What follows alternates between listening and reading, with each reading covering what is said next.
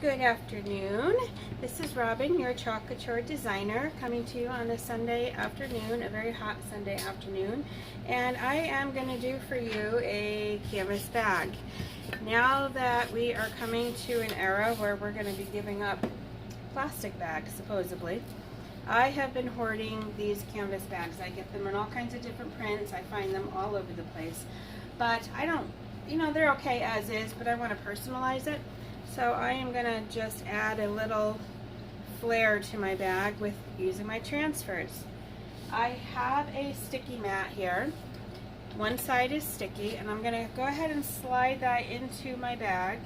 What that does is it helps to stabilize my surface so it's not moving all over God's creation. And it also works out any wrinkles or bubbles in the fabric, and it keeps it from bleeding onto the other side. Now when you're working on fabric, you want to use chalk couture ink, not the paste. The ink will be permanent once you heat set it. So when I do a project, I let it dry, preferably overnight, and then I come back and I heat set it with my heat press. So I think this one, I did one just a little bit ago with black ink, and it's okay, but not quite as noticeable because it's got the stripes on here. I wanna make it pop a little bit. So this one I'm gonna do in red ink. So I'm gonna use Mercantile and Main Street. Main Street Mercantile is what I'm gonna put on this shopping bag. So when you're working on fabric, you do not need to fuzz your transfers because fuzzing removes a little bit of the stickiness on the back of it. So if you're working on glass or metal, it's going to really adhere. So if you don't fuzz it, it's going to be hard to remove your transfer. But because I'm working on fabric and it's got a little bit of texture to it, I want my transfers to stick really, really well. So I'm not going to fuzz, I'm just going to apply them straight onto the fabric. And let me lower my camera so you can see. Alright, so the word mercantile, I'm going to put in the center of the bag. Remove it from the backing. I already have my backing marked, so I know how to put the transfer back on without ruining it. Alright, I'm going to lay this right over top of that middle stripe.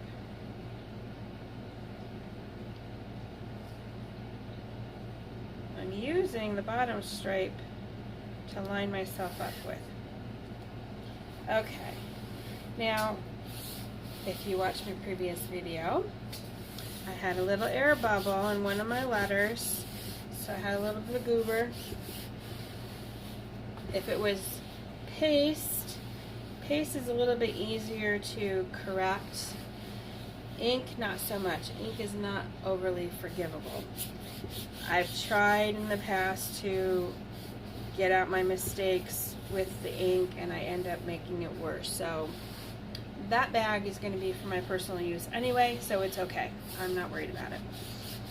Alright, so I've got this pressed down. You want to work out as many air bubbles as you can because that's where your bleeding is going to come through. Is if there's an air bubble, that ink is going to seep down underneath there.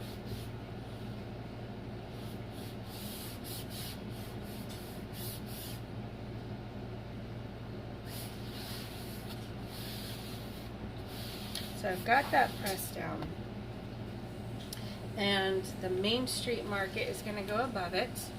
Again, I have my back marked, and let me lower you a little bit more here. Okay. Alright, so I'm going to place the Main Street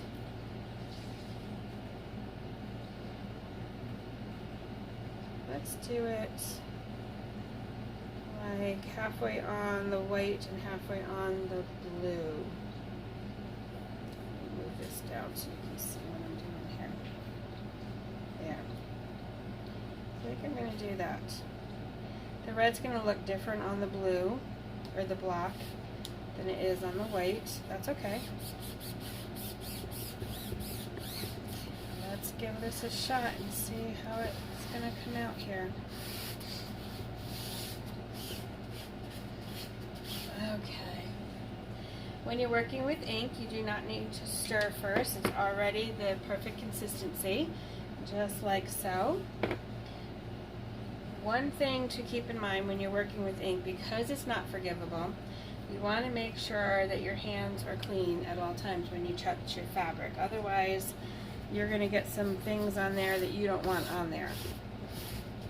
I'm just worried about there being air bubbles. That's why I'm rechecking. I've used these transfers quite a bit, so they're not as sticky as they should be.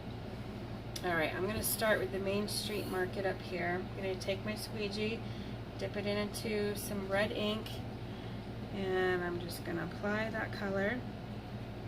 When you're working on fabric, you have to remember that fabric is porous. It's going to suck in your ink pretty quickly. So I always go over my fabric pieces a couple of times. I start off the open transfer to help prevent any possible bleeding as best as I can. Sometimes it's not preventable. Alright, so that looks good. Get the lines out of there, excess out. Whoops.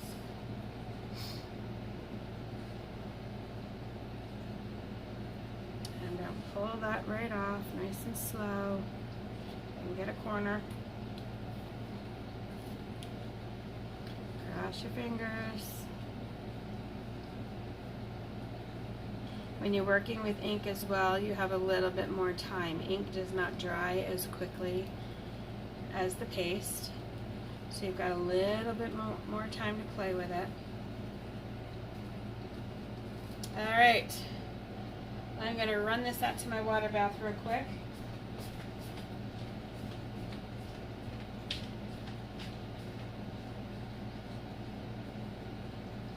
Okay.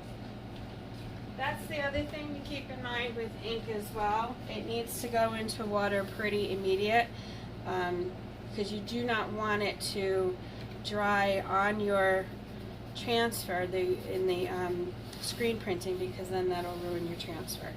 So we're going to go on and do the Mercantile. Same exact fashion. Just like so.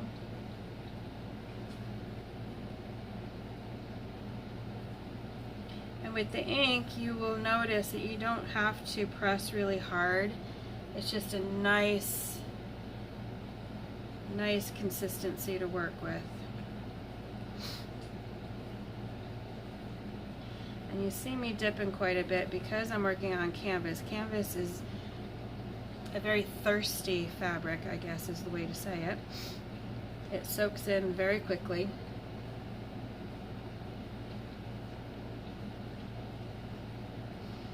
And what I like about this transfer too is it's already a distressed look to it, so if it doesn't come out perfect, it's okay.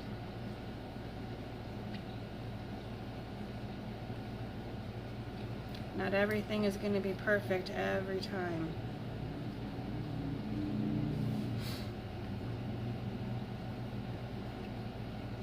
I can see where some of my ink is getting completely soaked in. So I'm going to get this initial layer on, and then I'm going to come back and go over it a second time.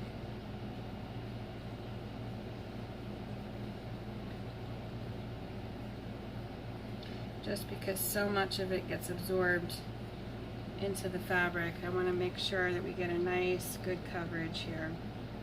So I'm just going back over my letters a second time to make sure we've got some nice, bright color here. Just like so.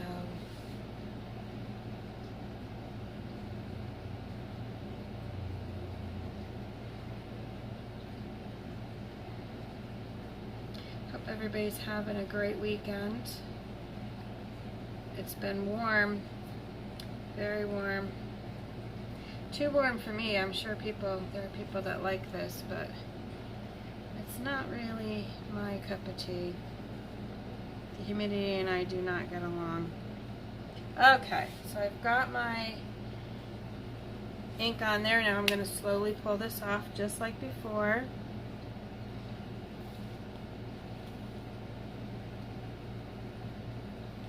And pray to the crafting gods that it worked.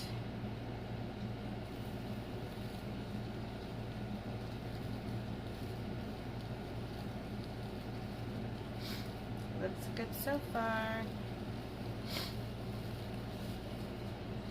I'm glad I went with the red. That makes a nice bold statement. Much more than the black would have. Alright, so I'm going to set this aside. Oh, I'm going to go throw it in my water. I'll be right back.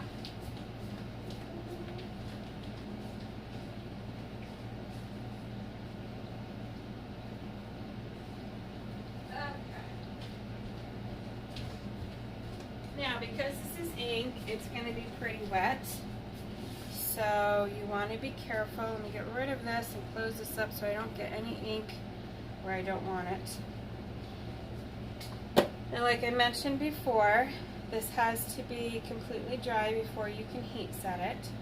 So I'm going to remove the sticky back mat that's in there and set the bag aside to dry.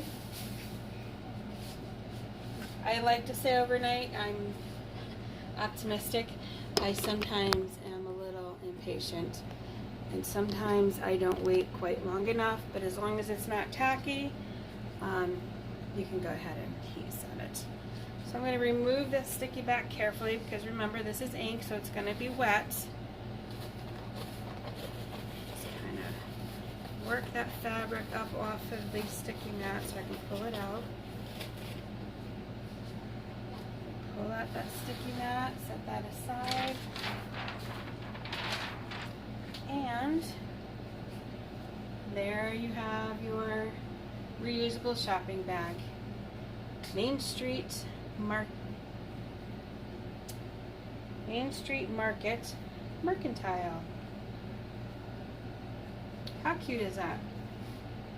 I mean, grocery shopping is not much fun, but this actually makes it look a little bit better. So anyway, I hope you enjoyed watching, give you some ideas on how you can use chalk couture to personalize your own personal items or do some for gifts.